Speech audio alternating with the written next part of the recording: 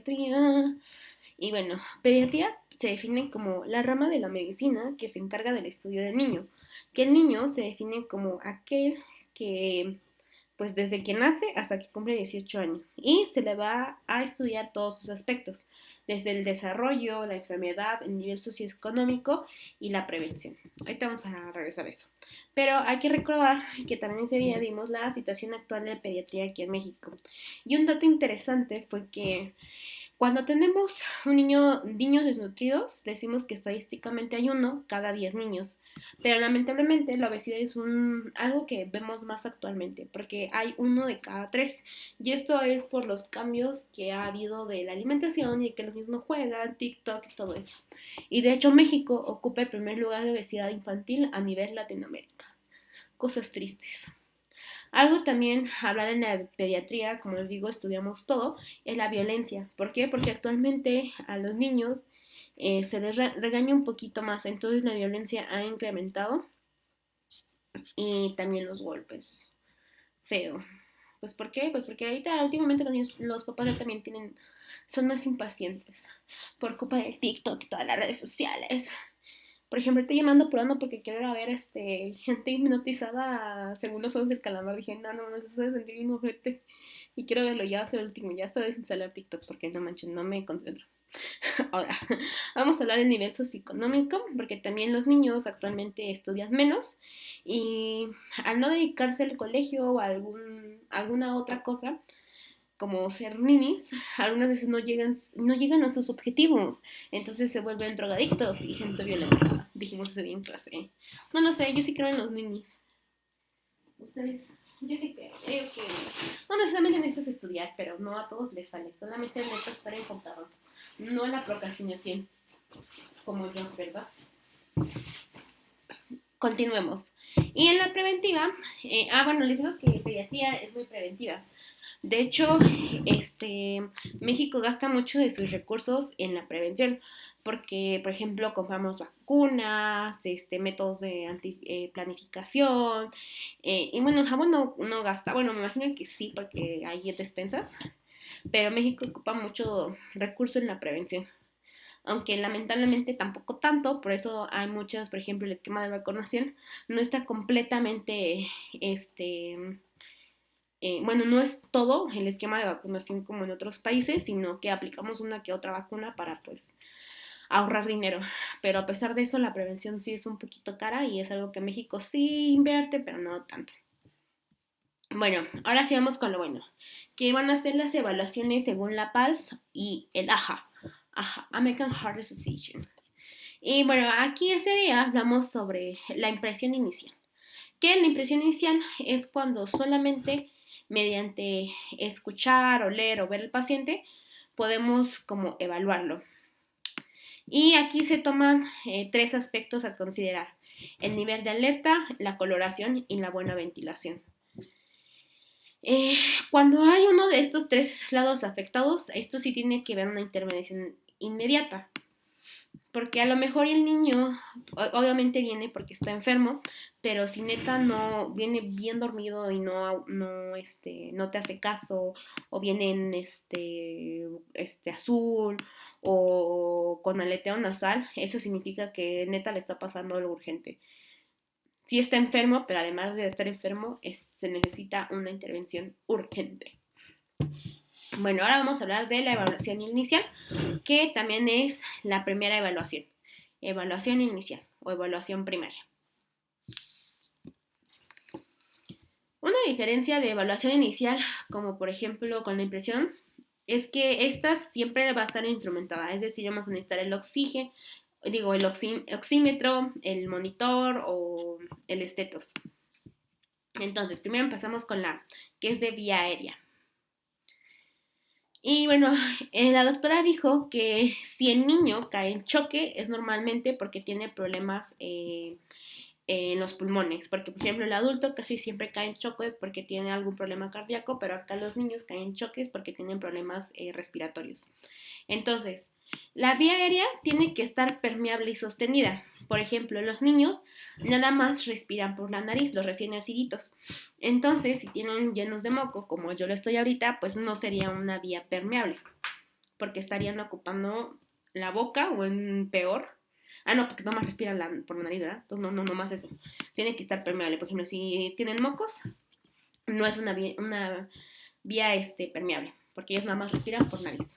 Y tiene que estar sostenido. Por ejemplo, los niños para respirar ocupan el abdomen, el lactante ocupa el tórax y el abdomen, y el niño casi siempre su respiración va a ser torácica. Y también ocupan los músculos accesorios. Y bueno, aquí nosotros dijimos que empiezan a tener esta respiración torácica o pulmonar al más de un año.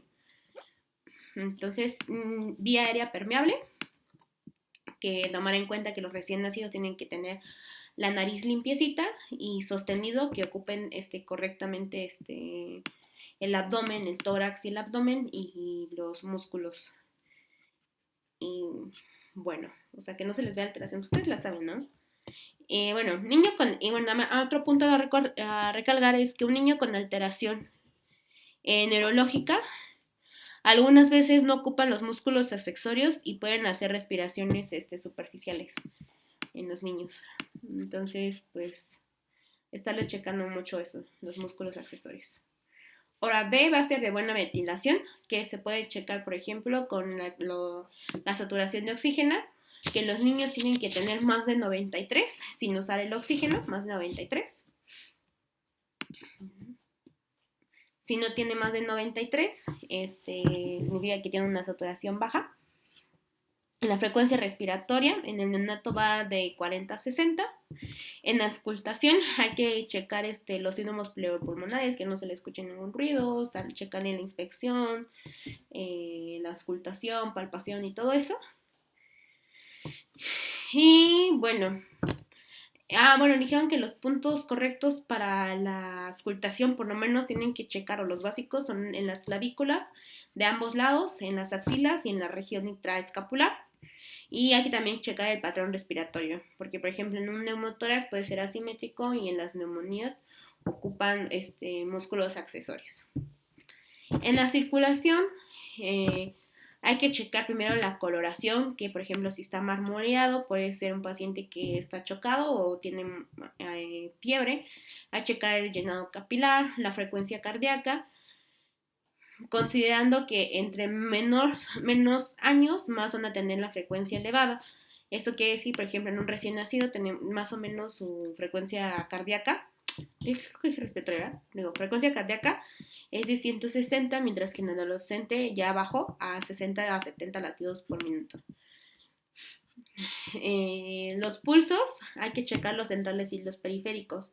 Y un dato aquí interesante, dijo la doctora, que normalmente los niños primero se afectan los periféricos y después los centrales. Esa es la razón por la que se puede identificar rápido a un niño de un choque, porque se le afecta primero lo periférico.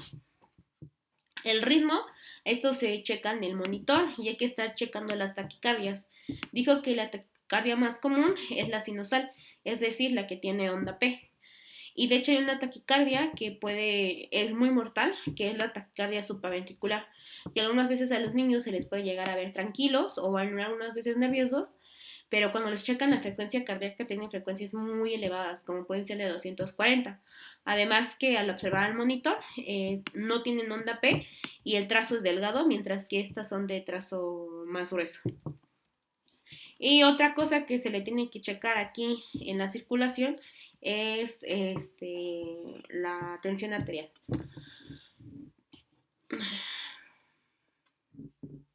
Algo que comento es que en el estado de choque nos habla si está a buen tiempo, porque un paciente o un bebé que está hipotenso significa que ya avanzó mucho el choque y es muy difícil sacar a un bebé que está hipotenso.